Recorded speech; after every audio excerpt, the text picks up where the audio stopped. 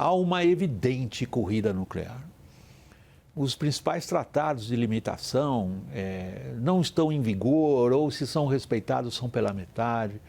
Os americanos estão empenhados num programa extraordinariamente ambicioso de modernização do arsenal nuclear deles e tem soado um alarme muito forte, dizendo que a China não só está progredindo rápido no acúmulo de ogivas nucleares, mas hoje, do ponto de vista de Washington, parece que eles assumiriam que China e Rússia, na questão do equilíbrio nuclear ou falta de equilíbrio nuclear, teriam que ser enquadrados como um só adversário e não dois.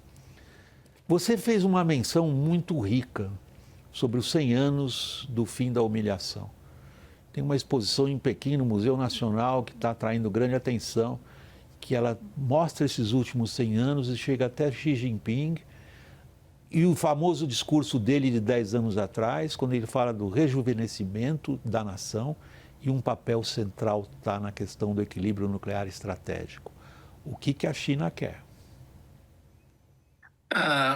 Na reunião, foi muito interessante que o próprio presidente Xi começa na recepção do presidente Trump, dizendo a respeito e comentando a respeito daquela famosa armadilha de Tucídides. E ele dizia que o objetivo da China é justamente não caminhar nesta direção, porque seria prejudicial para a própria China e para o mundo, não é? Por essa razão que a gente não vê aí uma ação armada de Taiwan. Se os chineses quisessem invadir Taiwan, já o teriam feito há bastante tempo. Mas eles entendem que isso teria uma repercussão global e um momento complexo da ordem internacional. Os chineses querem estabilidade, não é? A palavra-chave deste encontro que a gente viu em todos os momentos foram os chineses falando que eles precisam de estabilidade. O mundo precisa de estabilidade para crescer. E, claro, a questão armamentista que existe na China é também porque a China se encontra, diferentemente dos Estados Unidos, que tem os 2 melhores exércitos do mundo, o Oceano Atlântico e o Pacífico, a China tem uma vizinhança muito complexa. A relação com a Rússia, que nós olhamos aí, parece um temor, como os ingleses tinham, de uma associação entre russos e alemães no século XIX, os americanos projetam isso com relação a uma associação entre Rússia e China. Mas o histórico dos dois também é um histórico complicado, complexo e de desconfiança mútua, deve-se enfatizar. Então, o relacionamento tem também os seus percalços nesta situação.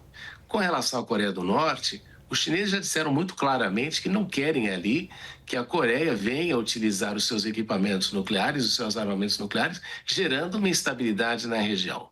Então, o que eu observei até numa reunião que eu participei aqui com militares, com um deputado japonês, ele falou uma coisa muito interessante. Ele disse: não vamos importar para a nossa região os conflitos de outros baseados justamente na alimentação e retroalimentação de uma indústria de defesa.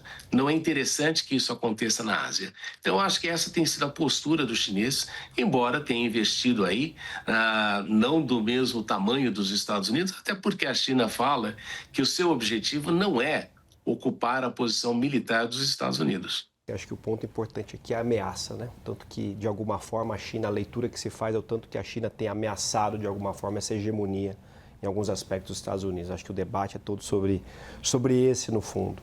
Mas o Marcos falou uma coisa muito interessante, retomando o raciocínio dele. A China só conseguiu crescer o que ela conseguiu crescer nos últimos 30 anos porque a gente viveu um período de estabilidade econômica, de respeito parcial às regras. Eu não acredito em liberalismo econômico puro, acho isso, né, enfim, picos que a gente teve disso, multilateralismo também, apesar de ser defensor.